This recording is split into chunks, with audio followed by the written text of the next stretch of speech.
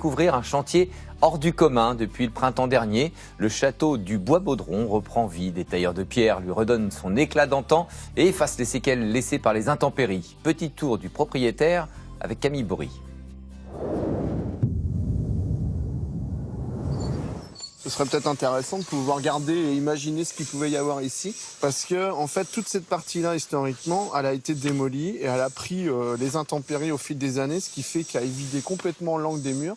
Si pour certains, l'arrière-saison rime avec balade champêtre et dernier rayon de soleil, pour Laurent et ses équipes, c'est plutôt pose de pierre et gros travaux. Ici, tu as les appuis de fenêtres à changer qui sont sur ces deux ouvertures-là.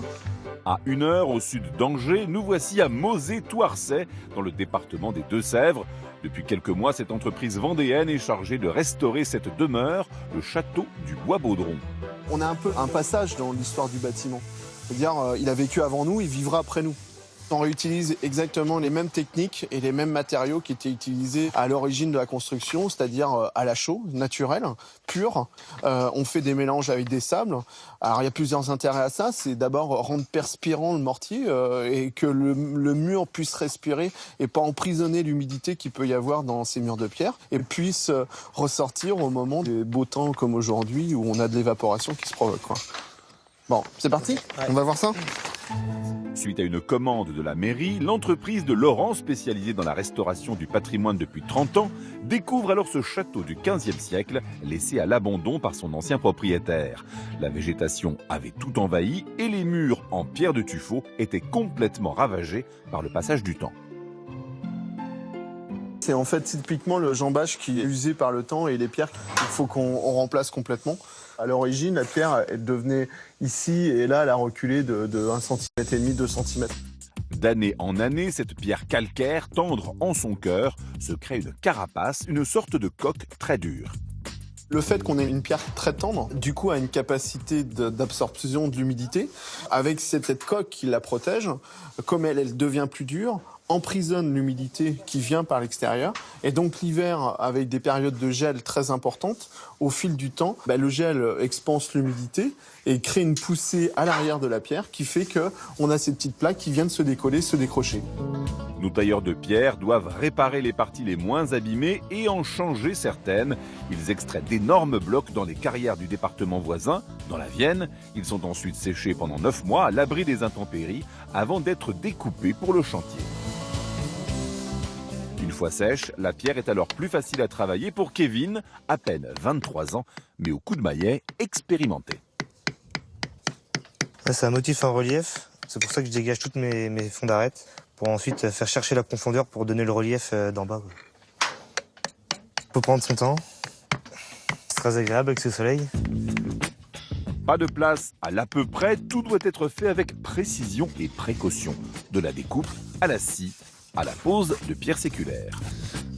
T'es sur la L8 toi, hein, Thibaut ? La L8, ouais. Elle est agréable à poser cette pierre. Ça nous change de notre granit du bocage.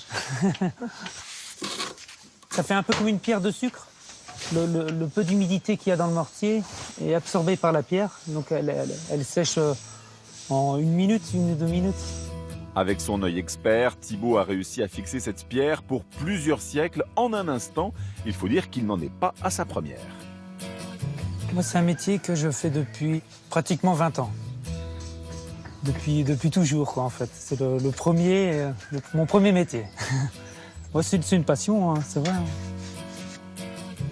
Des vieux châteaux, des vieilles églises. On est content d'arriver au travail le matin quand on voit ça. Ça nous met dans l'ambiance. À force de travailler sur des monuments historiques, forcément, on fait des trouvailles. Thibaut se souvient d'un chantier exceptionnel. On faisait du piquage et puis on avait découvert des visages, des statues qui ressortaient, qui étaient recouvertes. Donc, du coup, on tombe nez à nez face à un personnage, quoi. Même s'il est en pierre, il y a une vie derrière, quoi. Il y a toute une histoire qui se dévoile, en fait.